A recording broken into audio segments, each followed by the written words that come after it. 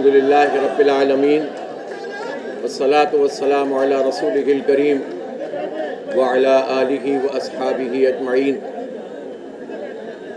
اما بعد فاعوذ باللہ من الشیطان الرجیم بسم اللہ الرحمن الرحیم ألم تر كيف ضرب الله مثلا كلمة طيبة كشجرة طيبة أصلها ثابت وفرعها في السماء صدق الله العلی العظیم۔ کیا تم دیکھتے نہیں ہو کہ اللہ تعالیٰ نے کلمہ طیبہ کو، اس دین کو، اس نظام حق کو کس چیز سے مثال دی ہے؟ جس کی مثال ایسی ہے جیسے ایک اچھی ذات کا درخت جس کی جڑ زمین سے گہری جڑی ہوئی ہوتی ہے اور شاخیں آسمان تک پہنچی ہوتی ہیں۔ بے شک اللہ رب العالمین نے سچ فرمایا۔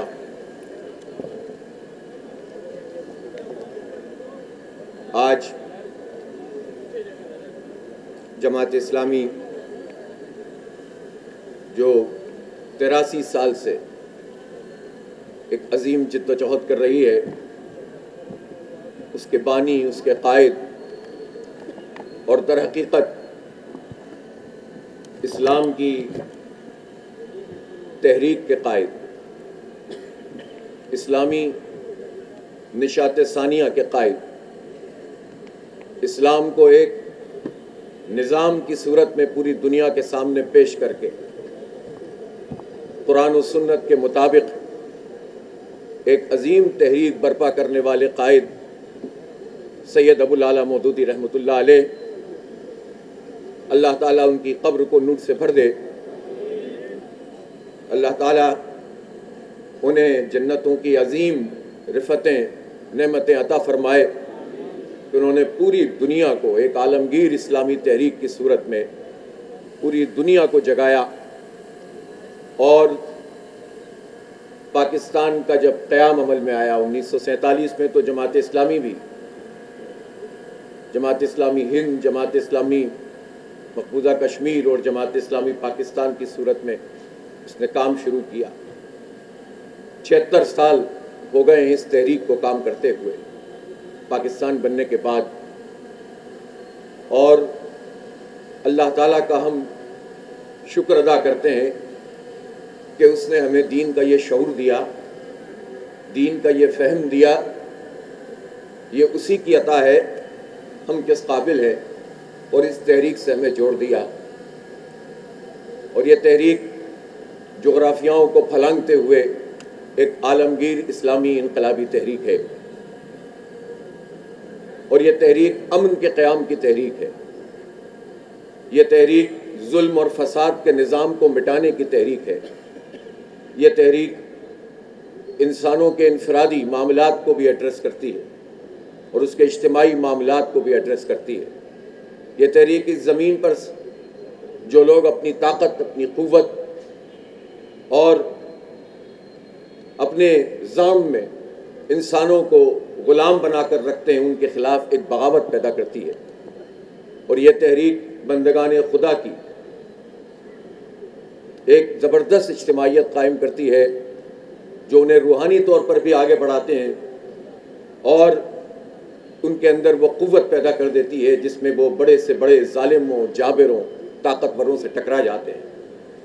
لیکن یہ تحریک ایک منظم تحریک ہے، سمع و اطاعت میں گندھی ہوئی تحریک ہے، اور یہی سید ابو العلا مودودی رحمۃ اللہ علیہ کا کمال تھا کہ انہوں نے ہجوم تیار نہیں کیا تھا، بلکہ ہجوم کو منظم کرنے کا درس دیا تھا۔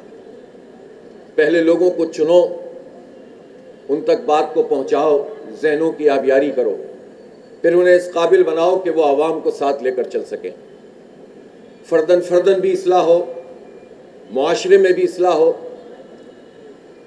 اور اس کے ساتھ ساتھ پھر نظام کو بھی تبدیل کرنے کی جد و جہد تیز تر کی جائے۔ ایک مکمل لائحہ عمل اور مکمل اور منظم طریقے سے اس کام کو آگے بڑھایا گیا، اور اس کے لیے جو بات اصول کے طور پر طے کی گئی کہ ہم سازشوں کے ذریعے سے اقتدار حاصل نہیں کریں گے، ہم اپنے آپ کو چھپا کر نہیں ظاہر کر کے سامنے آئیں گے۔ ہم پوری دنیا کے چوراہے پر اسلام کو بحیثیت نظام کے پیش کریں گے کہ اس کے علاوہ انسانیت کے لیے کوئی نظام بھی ان کو مکمل طور پر امن، سکون، قرار اور چین نہیں دے سکتا۔ الحمدللہ تحریک اپنے اس رستے کے اوپر گامزن ہے۔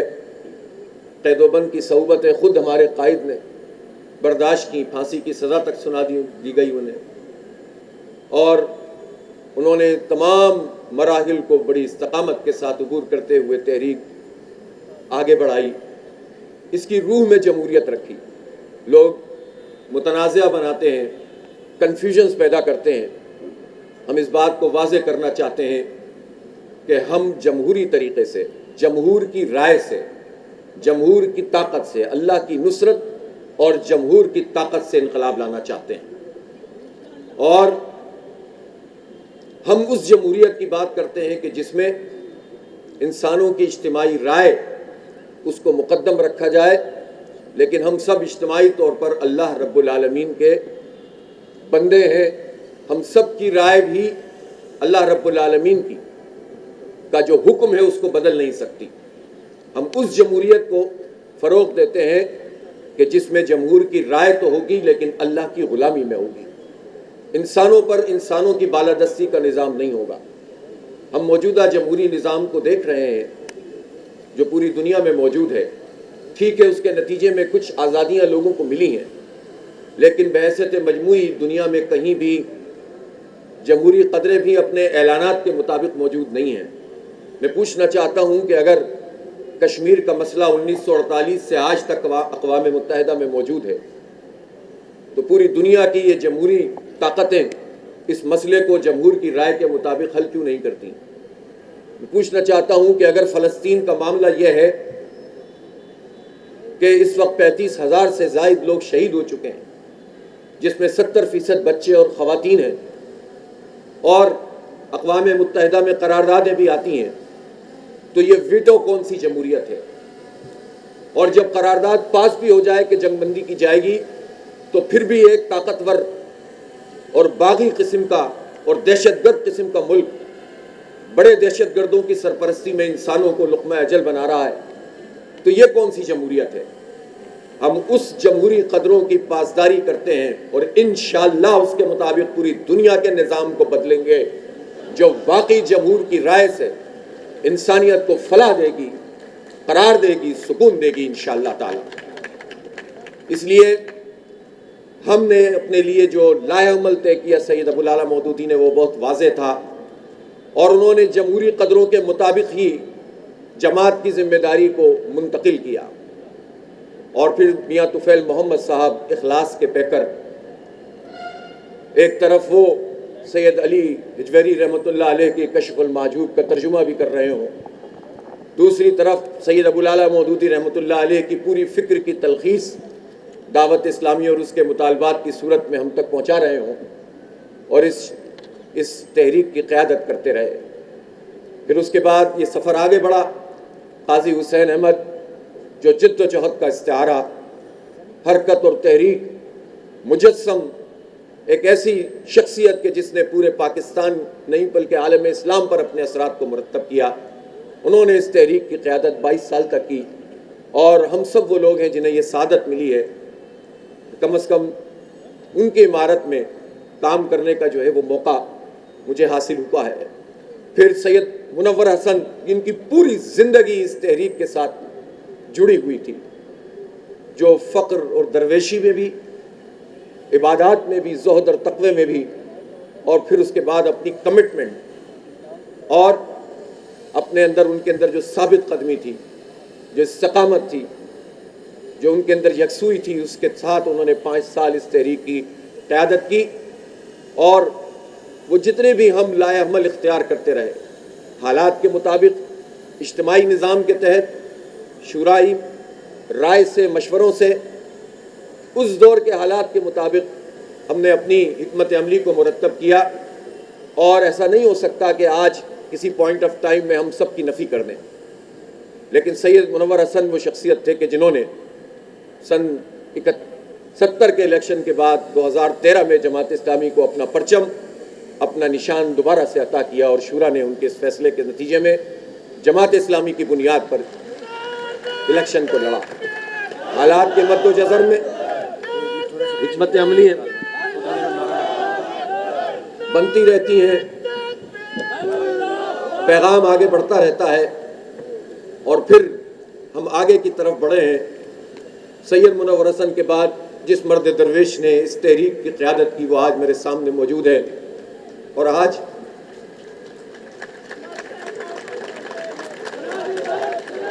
میں یہ کہہ سکتا ہوں کہ مجسم محبت، شفقت اور ایک بڑے بھائی اور باپ کی طرح اس پوری تحریک کے ایک ایک فرد کو انہوں نے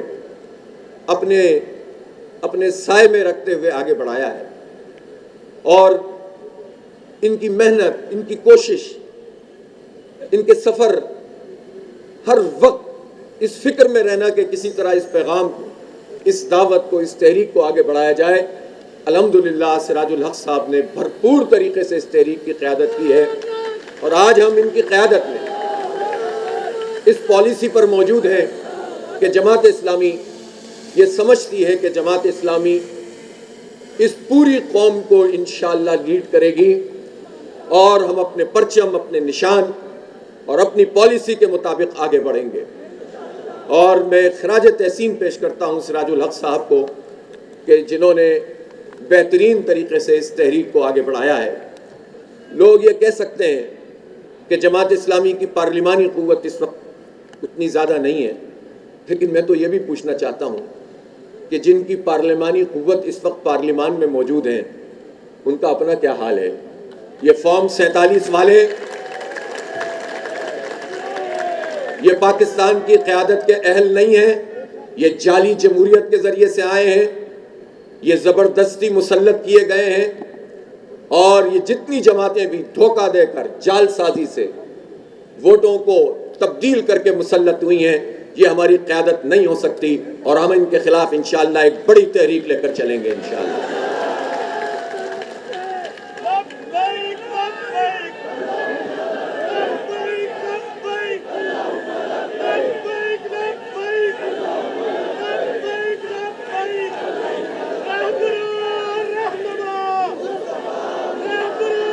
ہم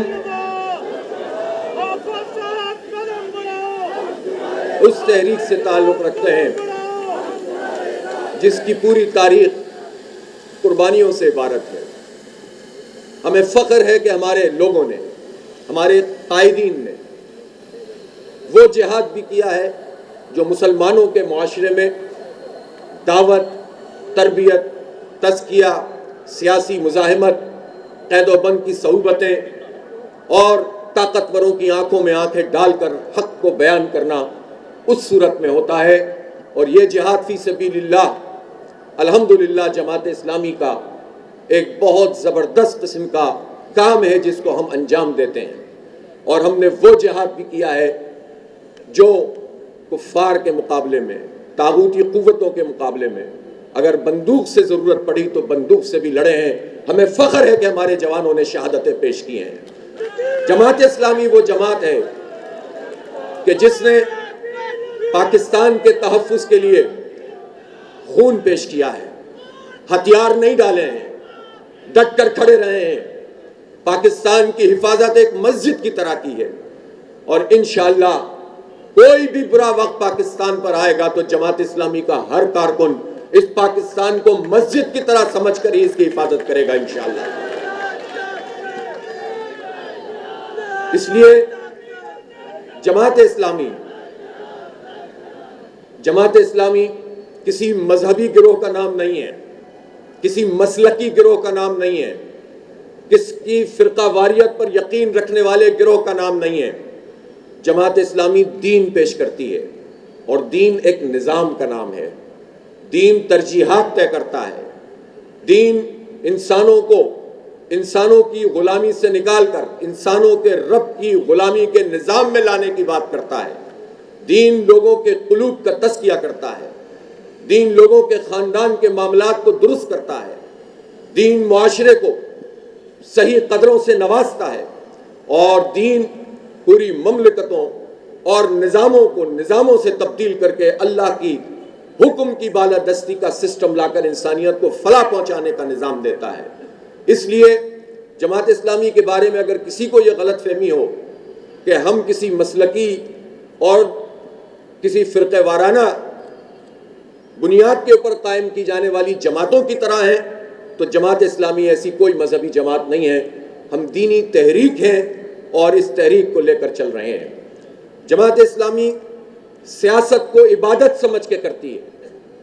ہم سیاسی جماعت ہیں لیکن ان جماعتوں کی طرح نہیں ہیں کہ جو جماعتیں خاندان پر چلتی ہیں، وراثت پہ چلتی ہیں، وصیت پہ چلتی ہیں۔ وہ جمہوریت پہ نہیں بلکہ چند لوگوں، چند الیکٹیبل، چند سرمایہ داروں، چند جاگیرداروں اور اسٹیبلشمنٹ، لوکل اور بین الاقوامی اسٹیبلشمنٹ کے گملوں میں پروان چڑھ کر چڑھنے والے لوگوں پر چلتی ہیں۔ جماعت اسلامی ہے اور سیاست کو ہم عبادت سمجھ کے کرتے ہیں کہ جس طرح نبی پاک صلی اللہ علیہ وسلم نے فرمایا کہ بنی اسرائیل کی سیاست بنی اسرائیل کے انبیاء کرتے تھے، تو ہم اس کام کو نبیوں والا کام سمجھتے ہیں۔ اگر سیاست کا نام کرپشن، لوٹ مار، جہالت، بالادستی، جاگیرداری، وڈیرہ شاہی اور دھوکہ دہی اور فارم 47 ہے تو ہم ایسی کسی سیاست کو سیاست مانتے ہی نہیں ہیں۔ یہ طاغوت ہے، یہ جبر ہے، یہ دھوکہ ہے، یہ کرپشن ہے، یہ لوٹ مار ہے۔ ہم سیاست کو سمجھتے ہیں جو نبی مہربان صلی اللہ علیہ وسلم نے فرمائی اور ایک ایسا نظام قائم کیا جس نے پوری انسانیت کو ایک امن کا پیغام دیا، سب کو حقوق دیے۔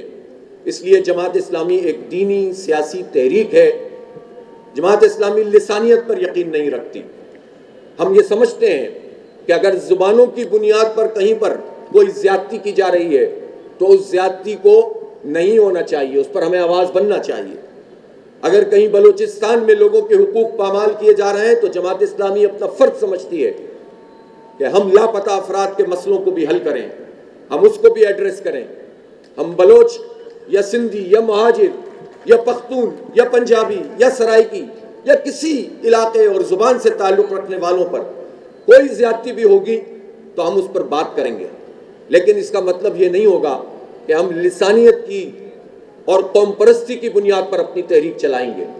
ہم اس فرق کے ساتھ حق بیان کرتے ہیں اور ہم میں یہ جرت ہے کہ ہمارا اردو بولنے والا بھی یہ حق یہ اپنے اندر حوصلہ رکھتا ہے کہ اگر کوئی اردو بولنے والا مہاجر کوئی زیادتی کسی پنجابی، پختون، سندھی پہ کرے گا تو ہمارا مہاجر بھی کھڑا ہو کر کہے گا کہ یہ زیادتی ہے، یہ ظلم ہے۔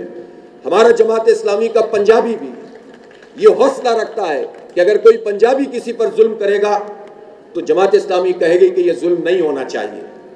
اس لیے ہم عصبیت پر یقین نہیں رکھتے لیکن ہم حق کو بیان کرتے ہیں۔ ہم کاٹتے نہیں ہیں، ہم جوڑتے ہیں لوگوں کو۔ ہم تمام ان لوگوں سے کہنا چاہتے ہیں جو اپنے حقوق کو کسی قوم پرستی کے ذریعے سے حاصل کرنا چاہتے ہیں کہ بہت تجربات ہو چکے ہیں، لوگوں کو حقوق نہیں ملیں گے، تقسیم در تقسیم ہوتی چلی جائے گی، اور جو لوگ یہ کام کرتے ہیں، جنہوں نے اس فرسودہ نظام کے ذریعے سے لوگوں کو تقسیم کیا ہے، حقوق کو پامال کیا ہے، وہ طاقتور ہوتے ہیں، عوام تقسیم ہوتے ہیں۔ اب عوام منظم ہوں گے، متحد ہوں گے اور ان ظالموں کو ہم تقسیم کریں گے انشاءاللہ تعالی۔ تو جماعت اسلامی نہ علاقائی تنظیم ہے بلکہ ہمارا ویژن گلوبل ویژن ہے۔ اسی لیے آپ دیکھیں کہ اگر فلسطین کے اوپر یہ برا وقت ہے تو ہم اس کو اپنا مسئلہ سمجھتے ہیں، دل کی عطا گہرائیوں سے سمجھتے ہیں کہ غزہ میں ایک بچہ بھی شہید ہوتا ہے تو وہ میرا بچہ ہے، وہ سراج الحق کا بچہ ہے، وہ پوری جماعت اسلامی کے ایک ایک فرد کا بچہ ہے، ہر پاکستانی کا بچہ ہے۔ ہم اس کا دفاع کریں گے انشاءاللہ، اس کے لیے آواز اٹھائیں گے۔ ہم یہ سمجھتے ہیں کہ اگر کشمیر میں، اور کشمیر تو ویسے بھی پاکستان کا حصہ ہے، کوئی سازش، کوئی مکمکہ، کوئی ڈاکٹرائن اور کوئی بھی ایسی چیز کہ جو کشمیر کا سودا کرنے والی ہوگی، کسی صورت میں ہم قبول نہیں کریں گے۔ سب سن لیں اچھی طرح سے کہ کشمیر پر سودے بازی نہیں کرنے دیں گے۔ بھارت کو خطے کا पुलिस मैन नहीं बनने देंगे। ये अमरीकी एजेंडा पूरा नहीं होगा इंशाअल्लाह। हम कश्मीरी मुसलमानों के साथ हमारे दिल धड़कते हैं और हम तो वो हौसला और ज़र्फ रखते हैं कि सिर्फ मुसलमान ही नहीं, अगर किसी गैर मुस्लिम पर भी कोई मुश्किल वक्त आता है तो इंसानियत के नाते हम उसके साथ खड़े होने में फ़ख्र महसूस करते हैं। इसलिए जमात इस्लामी ना इलाक़ाइयत पर यकीन रखती है, ना कौमियत पर यकीन रखती है। हाँ, हर कौम की इज़्ज़त और तकरीम को हम समझते हैं कि ये होनी भी चाहिए और हर एक को उसका हक मिलना भी चाहिए। हक के लिए खड़ा होना और हक के लिए माशरों को मुनज़्ज़म करना, इसको हम अपनी सियासत और अपनी इस जद्दोजहद का एक अहम हिस्सा समझते हैं। इसलिए हम ये बताना चाहते हैं उन तमाम लोगों को जिन्होंने 76 साल में इस पाकिस्तान को कमज़ोर किया है। पाकिस्तान क्यों कमज़ोर हुआ है? हालांकि पाकिस्तान के पास तो एक खूबसूरत आइन मौजूद है। ये आइन ऐसे नहीं मिल गया। इसमें जिन लोगों ने भी किरदार अदा किया उन्होंने बहुत ज़बरदस्त काम किया और इसमें जमात इस्लामी का एक बहुत बुनियादी किरदार है इस आइन साजी में। यह आइन सबको मुज्तमा करता है, सबको हुकूक फराहम करता है, लेकिन इस आइन को जब पामाल किया जाता है, जब इसको पामाल करके कोई इदारा, कोई सियासतदान, कोई ब्यूरोक्रेट, कोई जागीरदार, कोई वडेरा इसको पामाल करता है तो उसके नतीजे में पाकिस्तान में अबतरी होती है। पाकिस्तान में लोग नफरतों का शिकार होते हैं, पाकिस्तान के हालात ख़राब होते हैं। वो सारे लोग जो 76 साल से पाकिस्तान का निज़ाम चला रहे हैं, उन सब के सब को अपनी नाकामी को कबूल करना चाहिए कि वो पाकिस्तान को उसकी मंजिल की तरफ नहीं लेकर जा रहे, वो तबाह कर रहे हैं। उन्हें ऐलान करना चाहिए कि वो नाकाम हो गए, चाहे वो डिक्टेटर जर्नैल हो, चाहे वो नाम नहाद ये सियासतदान हो, चाहे वो जागीरदार और वडेरे हों, चाहे वो टॉप के ब्यूरोक्रेट हों, और चाहे वो अदलिया के वो बड़े बड़े तुर्रम खान हों जिन्होंने हमेशा ताकतवरों की अदालत लगाई है, अवाम को कभी भी इंसाफ फराहम नहीं किया है। जुज़वी तौर पर तो हर इदारे में अच्छे लोग होते हैं। ना हमारी किसी इदारे से लड़ाई है और ना हमारी किसी शख्स से लड़ाई है, ना हमारी किसी पार्टी से लड़ाई है। हम सबसे बात कर सकते हैं, सबसे बात करेंगे इंशाअल्लाह, लेकिन किसी उसूल पर करेंगे। हक को हक कहेंगे, सच को सच कहेंगे। अगर आइन की बालादस्ती के लिए लोगों से गुफ्तगू करनी पड़ेगी, करेंगे। अगर वो पार्टियां जो आज ये समझती हैं कि आइन का तहफ़्फ़ुज़ भी होना चाहिए और जमहूरियत बहाल भी होनी चाहिए, और वो पार्टियां ये समझती हैं कि जमहूरियत पे शबखून मार के ये इलेक्शन तबाह किया गया है और ज़बरदस्ती लोगों को मुसल्लत किया गया है, तो उन पार्टियों को भी ये समझना चाहिए कि ये वक्ती और जुज़वी तहरीक नहीं होनी चाहिए, बल्कि उनको ये समझना चाहिए कि जब इस्टेब्लिशमेंट आपको सपोर्ट फराहम करे तो आप उसके साथ जाकर खड़े हो जाते हैं, और फिर जब आपके खिलाफ कोई काम होता है तो आप अलग आकर खड़े हो जाते हैं। इस तरह नहीं चलेगा। जमात इस्लामी किसी सहारे के जरिए से जमहूरियत की इस तहरीक को नहीं चलाएगी। हाँ, अलबत्ता गुफ्तगू, बातचीत, तबादला ख्याल, मुश्तरकात पर जुज़वी तौर पर अगर कोई तहरीक हो तो उसको हम अपनी शूरा की राय से, अपनी इज्तिमाई राय के ज़रिए से लेकर चल सकते हैं। लेकिन जमात इस्लामी चूँकि पाकिस्तान की एक ही जमहूरी जमात है, तो हम ये समझते हैं कि अब हम इस तहरीक को लेकर चलेंगे और सबको कहेंगे कि जो इसमें अपना हिस्सा डाल सकता है वो हमारे पीछे आए, हमारे साथ चले। हमें किसी से कोई लड़ाई नहीं करनी, झगड़ा नहीं करना। इशू के ऊपर हम साथ चलेंगे, लेकिन हम किसी धोखे में भी नहीं आएंगे। हम जमात इस्लामी को किसी का आलाकार नहीं बनने देंगे। हम जमात इस्लामी के कारकुनों की इतनी ज़बरदस्त इज्तिमाइयत को अब कंफ्यूज नहीं होने देंगे, और हम पाकिस्तान के आवाम को भी कंफ्यूज नहीं करना चाहते। हम अपने परचम, अपने निशान पर अपनी इस सियासी तहरीक को लेकर चलेंगे इंशाअल्लाह ताला, ताकि सब लोग मुतमईन होकर, यकसू होकर, जो साथ चले उसका भी भला, जो नहीं चलेगा कुछ दिनों के बाद उसे इंशाअल्लाह चलना पड़ेगा। कोई चॉइस नहीं है इस पाकिस्तान के पास जमात इस्लामी के अलावा।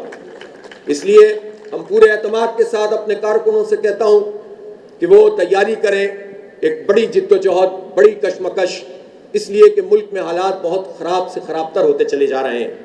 महंगाई है, बेरोज़गारी है, और मैं आप सब लोगों से ये भी कहना चाहता हूँ, हमें कोई जल्दी नहीं है इंतखाबात की सीटें हासिल करने की। हम तहरीक चलाएंगे, तहरीक। हम आवाम की तर्जुमानी करेंगे, हम आवाम के साथ खड़े होंगे, हम आवाम की आवाज़ बनेंगे, और ہمارا پورا ملک ہمارا حلقہ ہوگا انشاءاللہ تعالی۔ حلقہ بندیوں کی سیاست کو خیر بات کیجئے اور پورے ملک کو حلقہ بنائیے، پھر انتخاب بھی آپ کا ہوگا، انقلاب بھی آپ کا ہوگا انشاءاللہ۔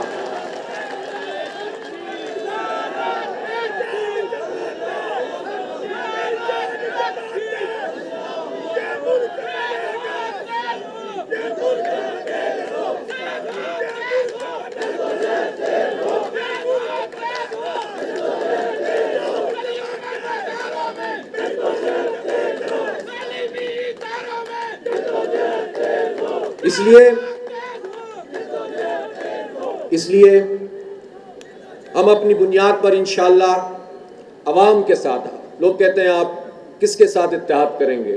ہم پاکستان کے 25 کروڑ عوام کے ساتھ اتحاد کریں گے انشاءاللہ تعالی، اور اللہ نے چاہا۔ اور دیکھیں یہ جو جد و جہد ہے نا، یہ ایسا تو نہیں ہے کہ آج نعرہ لگائیں گے کل پیچھے، یہ ہماری تحریک ایک بڑی تحریک ہے، ہمہ جہتی تحریک ہے۔ اس کی بنیاد علم پر ہے، اس کی بنیاد تقوی پر ہے، اس کی بنیاد کردار پر ہے، اس کی بنیاد اخلاق پر ہے، اس کی بنیاد مزاحمت پر ہے، اس کی بنیاد قربانیوں پر ہے، ایثار پر ہے۔ ان تمام صفات سے بھی متصف ہونا پڑے گا۔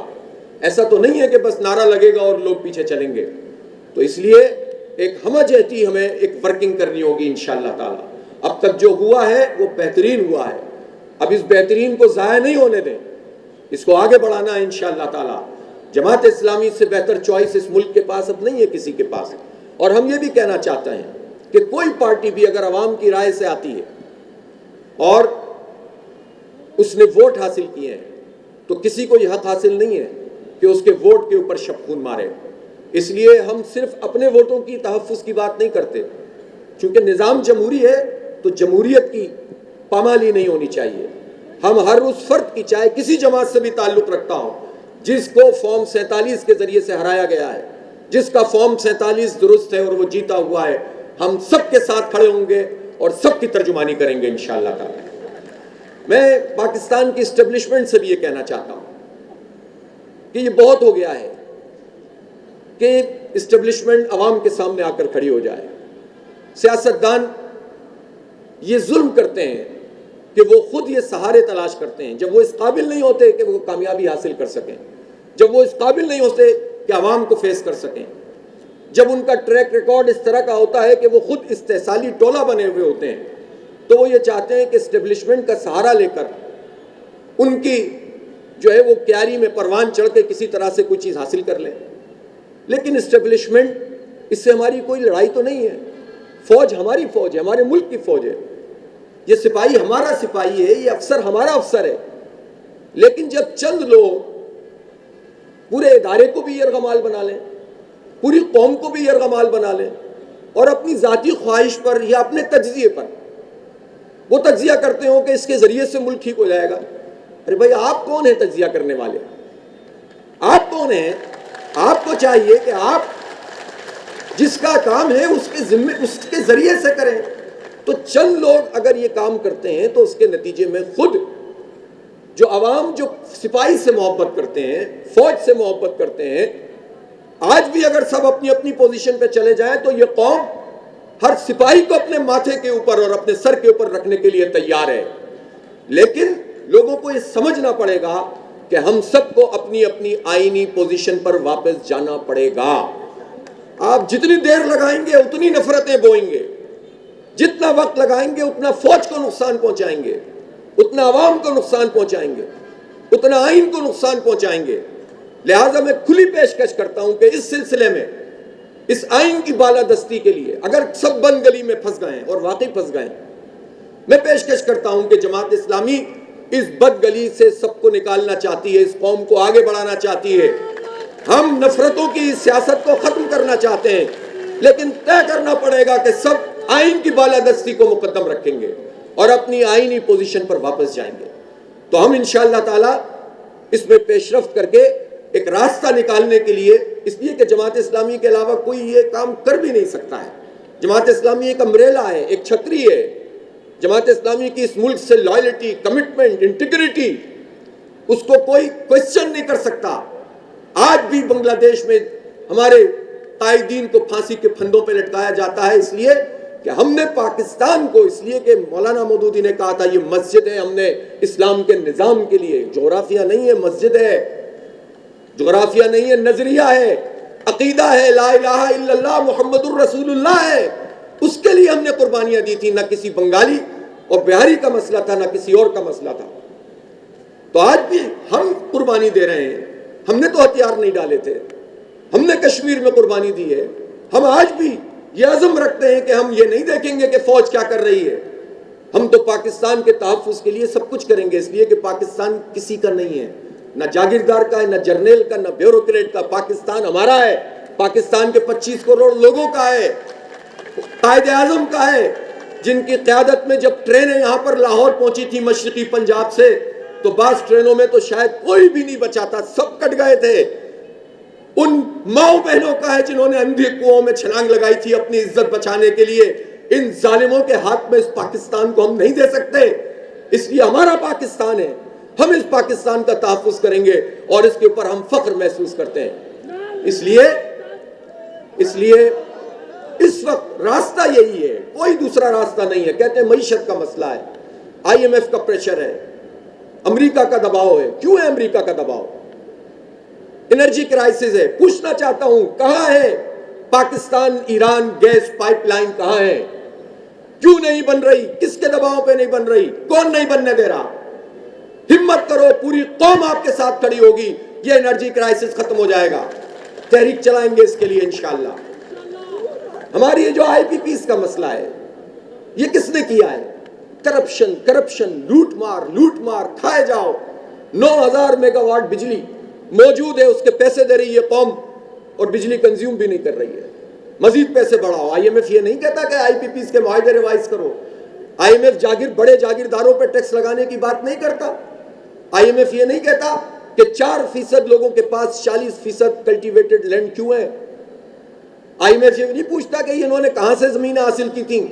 انگریزوں کی غلامی کر کے، غداریاں کر کے قبضہ کرنے والے جاگیردار اور ان کے خاندان آج بھی مسلط ہیں، ان پر ٹیکس لگانے کی بات کی۔ میں عام کسان کی بات نہیں کر رہا، کسان کو تو ریٹ دے ہی نہیں رہے، ابھی گندم کے ریٹ بھی اس کو پراپر نہیں مل رہے، سب پھنسے ہوئے ہیں۔ تو یہ تو چند لوگوں کا نظام ہے جو پورے پاکستان پر موجود ہے۔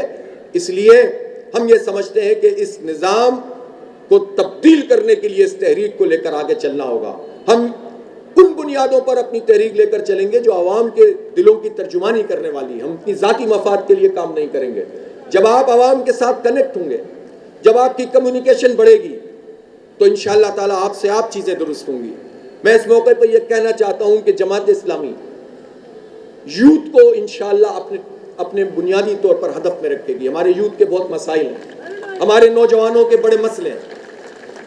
جس سے بات کرو وہ کہتا ہے اس ملک میں کوئی مستقبل نہیں ہے، دل ٹوٹ جاتا ہے، پریشان ہونے لگتے ہیں۔ یہ کیا بات ہے؟ یہ کیسا ملک؟ یہ پہاڑ، یہ برف، یہ گلیشیئر، یہ دریا، یہ سمندر، یہ کھیت، یہ کھلیان، یہ معدنی وسائل، یہ نوجوان 65-70% موجود ہوں جس ملک میں، اور پھر اس کے بعد نوجوان کہیں کہ کوئی مستقبل نہیں۔ سارا مستقبل آپ کا ہے نوجوانوں، آؤ مل کر ہمارے ساتھ ان ظالموں سے اپنا حق چھیننے کی تحریک کا حصہ بن جاؤ۔ کوئی دور کی بات نہیں ہے، انشاءاللہ یہ پاکستان آگے بڑھے گا۔ مایوسی شیطان کا سب سے بڑا ہتھیار ہے۔ خواتین، نعرے بہت لگتے ہیں، باتیں بہت ہوتی ہیں، وراثت میں حق دینے کے لیے امیر صاحب ہمارے مسلسل 10 سال سے بات کر رہے ہیں کہ وراثت میں ان کو پراپر حق ملنا چاہیے۔ اس کے لیے تحریک چلائیں گے کہ کوئی ایم این اے، کوئی ایم پی اے، کوئی جنرل، کوئی بریگیڈیئر، کوئی بیوروکریٹ کسی گریڈ کا، اور کوئی بھی ایسا فرد جو حکومتی عہدے پر ہوگا، اگر وہ اپنی بہنوں کو، اپنی بیٹیوں کو، خواتین کو وراثت میں حق نہیں دے گا، اس کو اس سیٹ سے ہٹائیں گے۔ اس کے لیے تحریک چلائیں گے انشاءاللہ تعالی۔ خواتین کو تحفظ فراہم ہونا چاہیے، ان کو عزت والی ٹرانسپورٹ ملنی چاہیے۔ ان کے ساتھ کیا سلوک کیا ہوا ہے؟ نعرے لگاتے ہو ان کے، صرف اس کا نام رکھ دیا کہ اپنی پارٹی کے چند لوگوں کو نوازنے کے لیے پرسنٹیج رکھ دو اسمبلی میں، اس سے خواتین کے مسئلے حل ہو جائیں گے۔ خواتین کے ایشوز، ظاہر ہے یہ آبادی ہے، آپ دیکھیں تو صحیح، جو ورکنگ ویمن ہیں ان کا کیا حال ہے، ان کو ویجز پورے نہیں ملتے، ان کو ہیرسمنٹ کا نشانہ بنایا جاتا ہے۔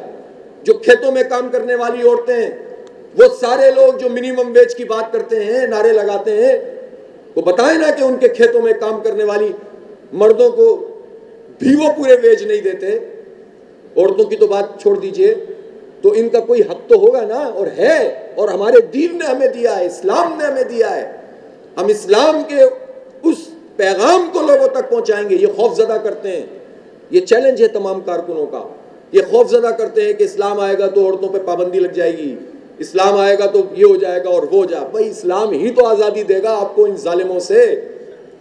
اس لیے ہم یہ چاہتے ہیں کہ پاکستان کو ایک آزاد مملکت کے طور پر ہی ہونا چاہیے۔ وہ پالیسیاں جو امریکہ کی لاٹ کر اور امریکہ کے آشیرواد حاصل کرنے کے لیے لوگ اختیار کرتے ہیں، وہ پالیسیاں پاکستان کو آگے نہیں بڑھا سکتی۔ دیکھیں ایک اور بات بھی ہے، اگر امریکہ بھی اصول اور ضابطے کی بنیاد پر بات کرے گا تو ٹھیک ہے کہ ہم کمزور ہیں، ٹھیک ہے کہ معاشی طور پر ہم پریشان ہیں، لیکن ہماری غیرت اور ہماری حمیت اس بات کا تقاضا کرتی ہے کہ ایک مملکت کے طور پر برابری کی سطح پر بات کی جائے۔ ہمیں اس طرح سے بھک منگے نہ بناؤ۔ اسی طرح سے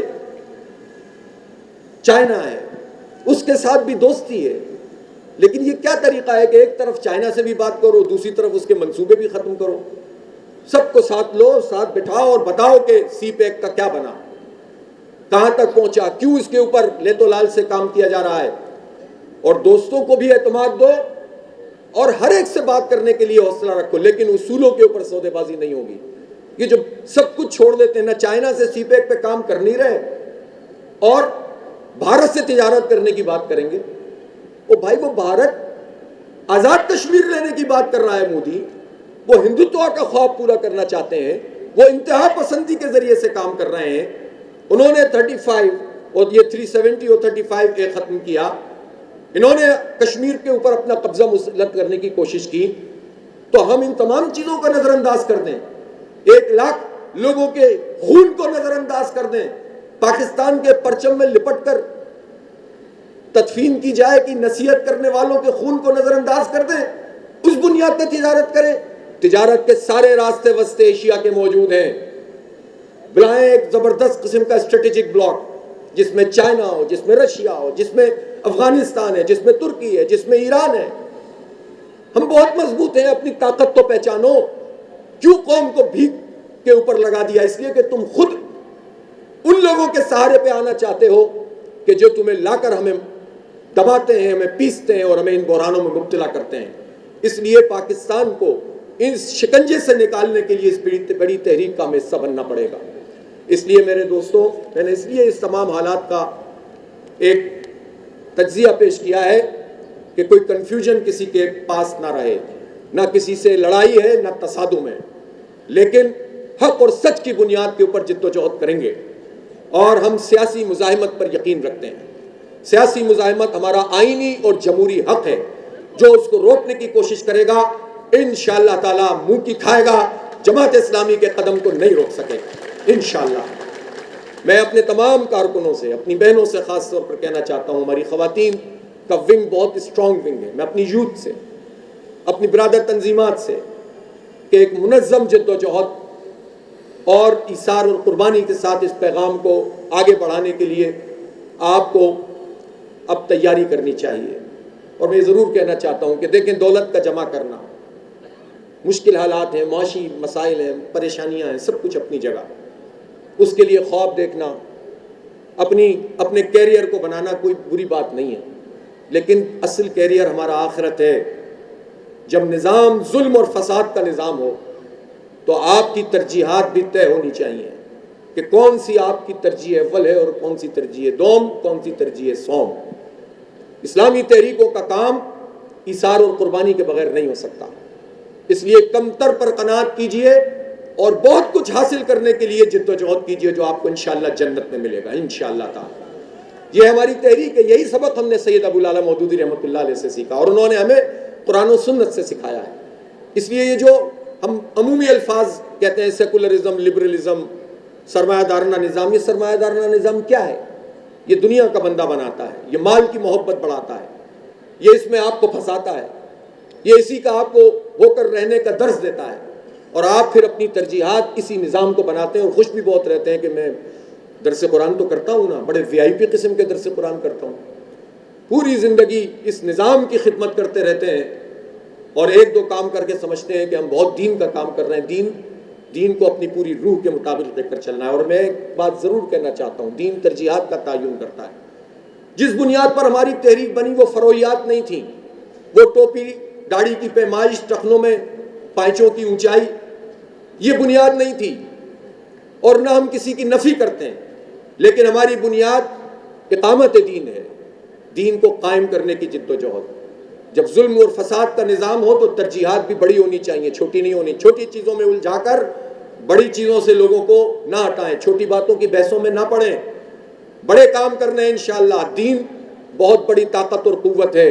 دیکھیں حماس کے لوگ کس طرح مزاحمت کر رہے ہیں، دیکھیں اخوان کے لوگ کن آزمائشوں کا شکار ہیں، ان کے ہاں تو یہ بحثیں نہیں ہوتی۔ تو یہ کہاں سے شروع ہو گیا؟ اس لیے جو چیز ہماری دین میں، اور پھر مولانا مودودی رحمۃ اللہ علیہ نے تو ہمیں کتنا واضح پیغام، جو بانی تحریک ہو، جو لٹریچر جس کی بنیاد پر پوری اسلامی تحریکیں آگے بڑھ رہی ہوں، جس کی بنیاد پر یہ جماعت اسلامی آگے بڑھ رہی ہو، وہ فرد وہ بڑا انسان بھی کہتا ہو کہ میری فقہی رائے موجود ہے، لیکن میں اپنی جماعت کو بھی پابند نہیں کرتا کہ میری فقہی رائے کی وہ تابعداری کرے۔ مرضی یہ کرو، مرضی یہ نہیں کرو، جو تابعداری کرنی ہے، جو اطاعت ہے، جو سماع ہے، وہ تو اقامت دین پر ہے، اس نظام کے خلاف جد و جہد پر ہے۔